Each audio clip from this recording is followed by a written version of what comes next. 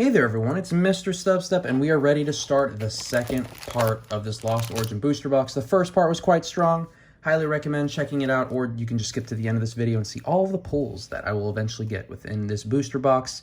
I think we had 9 like pulls or whatever in the previous part, so I'm expecting normally the range is like 14 to 18. So hopefully at least another 5. But yeah, let me know how you guys have been. I think I had a TCG player in between these openings, so I'm going to save 2 codes within this part as well, and the rest, of course, will go to y'all, because I'm trying to stock up slightly on some cards, or, oh, damage pump. Move 2 damage counters from one of your Pokemon to your other Pokemon in any way that you like. Oh, that could be interesting in a way. But yeah, hopefully this part's a little bit quicker, because I have seen a lot of these artworks before, but I will stop Tomoya. That's a great reverse, and the Politoed, if I haven't seen the pack artwork before. But please let me know how you guys have been doing. Let me know if you've opened or collected anything. It's kind of a lull right now because Crown Zenith is like on a slow release, and our next main set comes out the end of March with a rotation in April. Okay, I need to save one more for myself. I mean, Japanese Scarlet Violet EX came out, which is amazing, and then I think the new Japanese set comes out at the beginning of March. So I guess if you open Japanese, then you have some sets coming out towards you, so to keep you satisfied. But I feel like if you're buying every single set on the English and Japanese side that comes out, it can be pretty overwhelming. Got the Kingdra. I have the deck exclusive of this in non-holo, but now I have it in the holo form. Look at that. But yeah, so yeah, I mentioned in the last video I had some crumble cookie. Love me some crumble cookie. I'm not like sponsored by, oh my gosh. I'm not sponsored or anything by them. I just love me some desserts, and I know it's not a full box because I already went ham on those cookies on the way home. So we did, one of the Barnes & Noble was shutting down, so they were doing like 50% off everything in the store. Of course, I went there to go find some manga. All of the good manga was sold out, of course, and I'm not going to go buy some random series just to buy a random series. They did have Steins Gate, which is one of my favorite anime of all time, probably top 3, but they only had volume 2, and it feels weird to just not have volume 1 and just get volume 2. And the Galarian Berserker V, that feeling fine.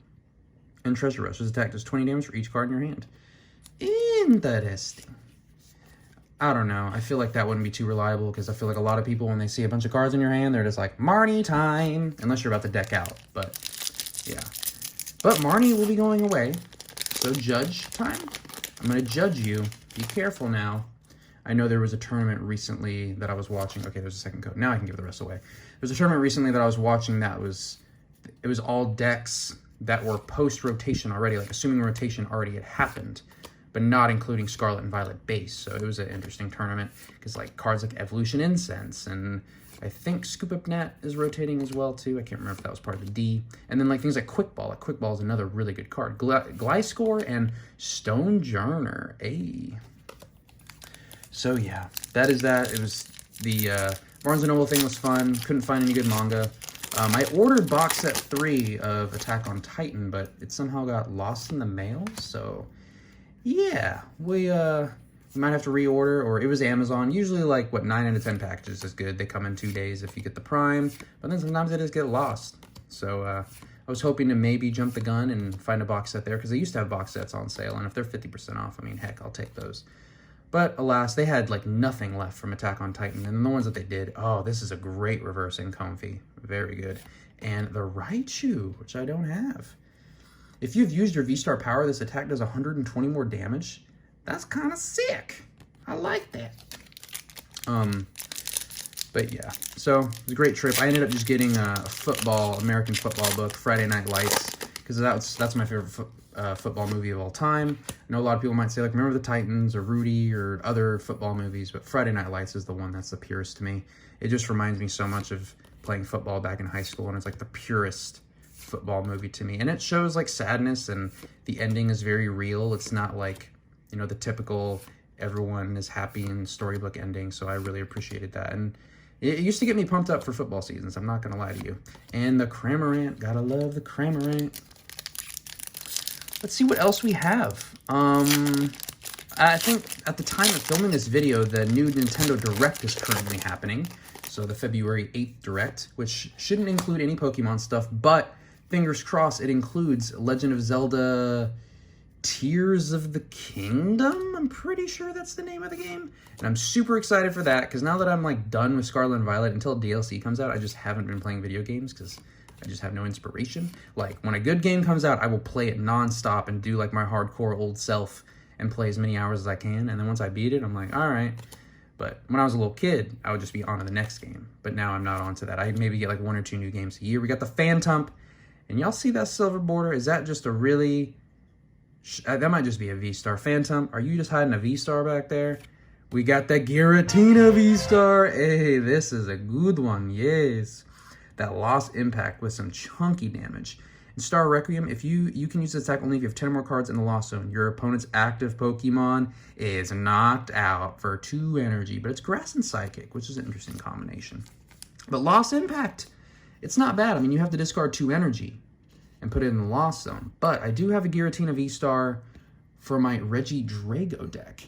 So, you know, you power up the Regidrago because it takes 2 grass, 1 fire energy. And because you discard 2 energy, double color, or not double colorless, it's like double turbo or double, whichever one is the 2 colorless energy, that one is still valid. It just, what do you call it? It just lessens the damage of your attacks. But it's still valid, and you can just discard that and then do like, what, 260 or 250, which can still knock out a lot of cards. So that's quite handy, quite handy. And then, of course, you have the Flygon V to knock out V-Maxes, unless it's like super hefty boy. But I might need to add some choice bands to my deck, I'm going to be honest. Hey, got the Banette with, oh my gosh, what is her name? I can't remember her name, but she's Elite Four, and I've pulled her card before. There's Cheryl, and then there's the other one. I have like the Rainbow Rare and the full. Oh, I can't even remember. I'm so pathetic. I don't know my characters. Oh, whoa. Okay, let me sleeve this Banette up. That's very nice. Can't believe I can't remember her name. That's so sad. It's a nice design character too. But we have the Snorlax.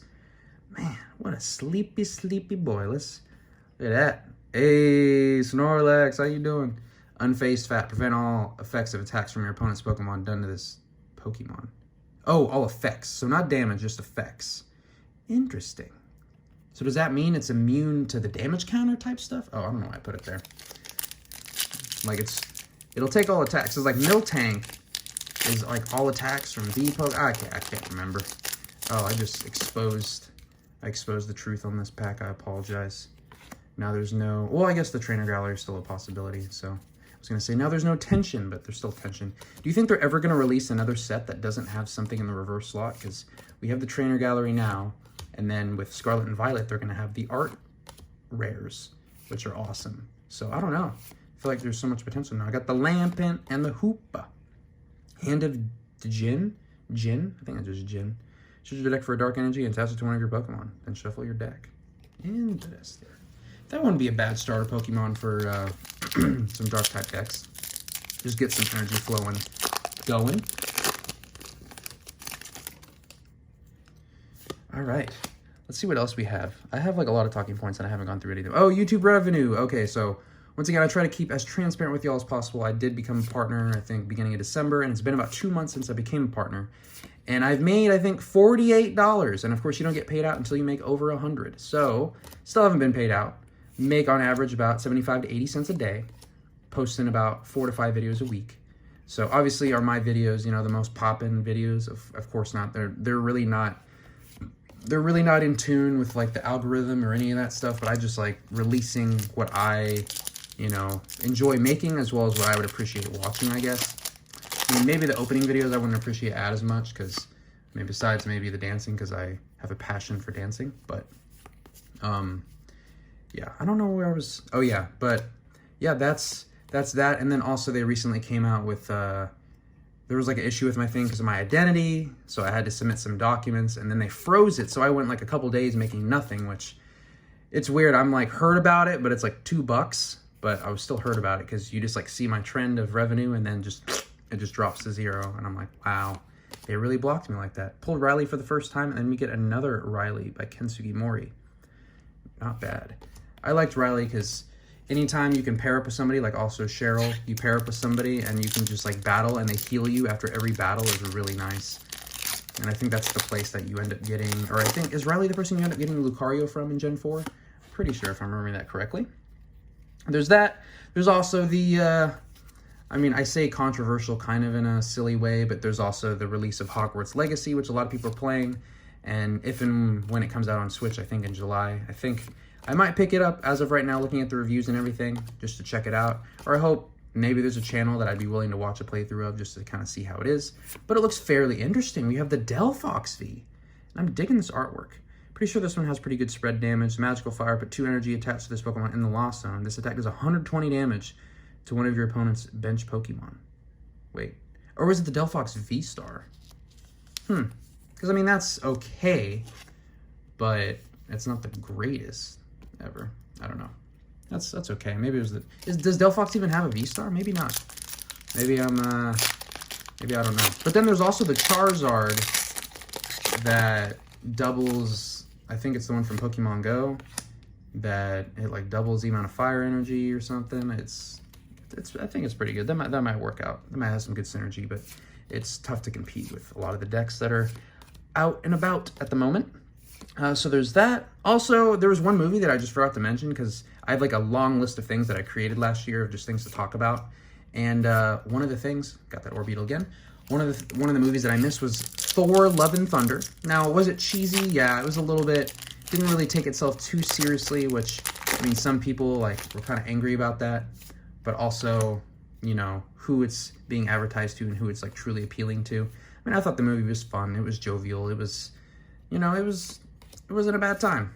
And, you know, is it my favorite Marvel movie ever? No, but I mean, it wasn't horrible. I mean, the ending was cute, and it ended in a way that I wasn't expecting, because I haven't read anything, of course. But yeah, so Thor: Love and Thunder, not bad. A lot of fans of, is it Chris? I think it's Chris Hemsworth, the guy that plays Thor. I know he has a brother, I can't remember his name. There's Liam and Chris. I think Chris is Thor, I can't remember exactly. But overall, it wasn't bad. It kind of gets into the realm where, like, how a lot of people will be frustrated about the Pokemon games or certain movies and all that stuff. And like, I get it. You grew up with it. You really love it. You want to keep following it. But you as a person, you kept growing. You matured. Your interests slightly changed. But you also appreciate these things because they bring you back to your childhood or they bring back good memories. But when they don't meet your expectations, you get frustrated because you're like, oh, this isn't what I want. But unfortunately, you're not the target audience anymore. So like, as Pokemon evolves and like, maybe, you know, is Pokemon doing every single thing that I appreciate? No, there's a lot of things that I think they could do better. But at the same time, like, if kids are happy, more and more people are joining the hobby, more and more people are playing the games, more people are watching the movies now than ever. They're doing something right, and I can at least appreciate that because, you know, it's just bringing more people into it in general. So, I mean, if your tastes truly have changed that much and you want more mature stuff, there is plenty of mature content and books and entertainment out there for you.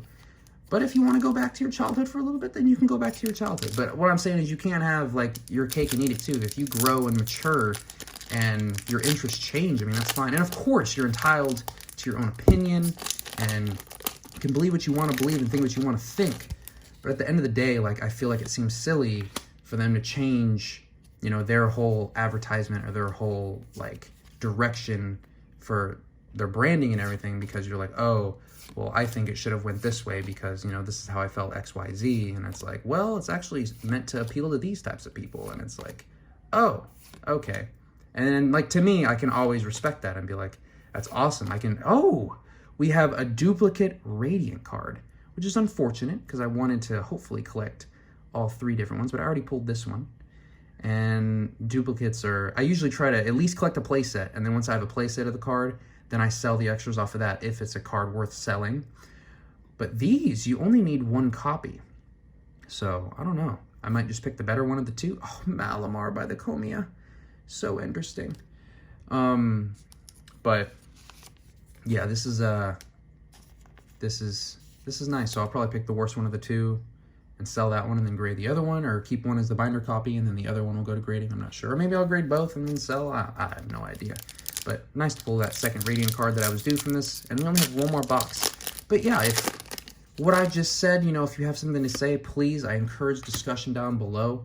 I'm all about back and forth. I mean, I learn I love seeing new perspectives and learning new things every day. You know, you might have good reasoning behind, you know, certain ways that you think. And I'm all down to read and respond and have conversation. I mean, I feel like that's how people grow and your perspectives broaden. And, you know, when you're willing to open up to somebody and like actually hear and listen to what they say, you end up growing a lot too. But if you just have your one opinion in your head, they're going to go through your thing, then you're going to go through your thing. I mean, no one's really gaining anything from that interaction. So, and we finished strong with the fiery Pyroar. Oh yeah, with the flames in the mane and the tail. Scorching Aura during Pokemon SEGA. Before damage can your opponent's broken Pokemon instead of 2. That's the first time I've ever seen. I see that a lot with the poison type decks that like will just chip at you over time. That's the first time I've seen where it adds to the burn. I'm sure there's other cards that do it, but all right. I ranted at you guys for a lot today. You guys probably hated me for doing that, but you know, it's a long booster box. Got through this opening. I actually didn't get through all my talking points, but that just means more for next time. And all the ones that I saved are like travel related stuff, so I can kind of see why I didn't go that direction, because that's a very hard left turn from what I'm talking about. But I want to thank y'all so much for watching. Please let me know what you thought down below, and I guess I'll go over my pulls really quick because I feel like I at least owe y'all a recap just to see pull rates. So let me organize these real quick. All right, so we hit 14 right on the dot, or 14 hits in total. So 1, 2, 3, 4 V cards, which I feel like is a little less than normal. Or maybe that's about average. Got 1. This is my favorite card of the opening, by the way, or of the whole booster box. 1, 2, 3. So 3 of the easy to pull ones, and then 1 of the hard ones to pull. So I guess I would have liked 1 more of these, or maybe 1 more of the regular trainer galleries, but that's okay. 4 trainer galleries I think is pretty average. And then the 2 shinings, or why did I say shinings? Radiants, which is very average for a box. And then we had 1 VMAX and 1 V-Star, so that's pretty cool. My pull rates for V-Stars have been pretty low, but then snuck in that VMAX as well. And then we did get 1 full art, and thankfully we did get 1 secret rare, albeit it was this snowy gentleman right here. But, you know, very happy to have gone through this whole thing, and that's pretty much all I have for this video. Let me know what your favorite pull was, or let me know how your pulls have been, or if you've opened up any Lost Origin or pulled your #1 chase card. I want to thank y'all so much for watching. Let me know how you feel down below, and I'll catch y'all on the next one.